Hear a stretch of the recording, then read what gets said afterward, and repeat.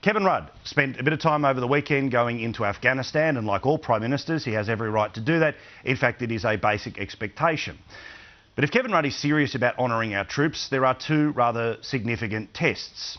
Not just taking his wife, which in and of itself was quite bizarre, but the true test comes now that Kevin Rudd has met our troops, now that Kevin Rudd has heard their stories, now that Kevin Rudd has seen the very base where dozens, in fact 40 Australians used to live before they died in that conflict. He needs to do two things. The first is that he needs to get together at the next CHOGM meeting and before the end of the year with all of the premiers and get some welcome home parades happening. The men and women who were involved in the Afghanistan conflict have seen some horrible things. The men and women involved in Iraq have seen some horrible things. And regardless of how we feel about war and why they were there and whether they should have been there in the first place and whether they should have gone for that long, if we have parades up our main streets for bloody Olympians and the cricket team, if the horses in the Melbourne Cup get to stop the streets of one of our biggest cities, perhaps we could spare a little time, one Friday afternoon, or dare I say even on the weekend, to have a public welcome home for the men and women who our Prime Minister, as Prime Ministers before, and our opposition leaders, as opposition leaders before, quite often use as political props. Because you see, the other test for Kevin Rudd is that when they are going to cut $7 billion out of the federal budget, will they cut the Defence Department? Will they end up cutting the privileges that a lifetime of service in our armed services should give you?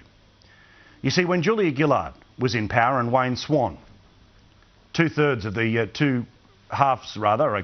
half of the kitchen cabinet from 2009-2010 was sitting around, when they decided to cut money, they decided to cut money out of the defence budget. They decided to cut money out of things like return airfares for Australian members of the Defence Force to go home and see their families for Christmas. There's also issues in and around the pensions and other support that are there for our military veterans. What will be interesting to see is if the Defence Department cops the same cuts as so many other government departments. Remember, it was Wayne Swan, Penny Wong and Julia Gillard, and Penny Wong is still in her job, who made the decision, along with David Bradbury, that when it was last time to desperately try to cut things to get us to a budget surplus, that there were only two organisations, and this is serious, two organisations that were to receive no cuts whatsoever. One was Safe Work Australia, the other, the ABC. Now, I live in a world where I'm very proud that a Prime Minister goes and visits the very people who are off defending freedoms and trying to beat the bad guys.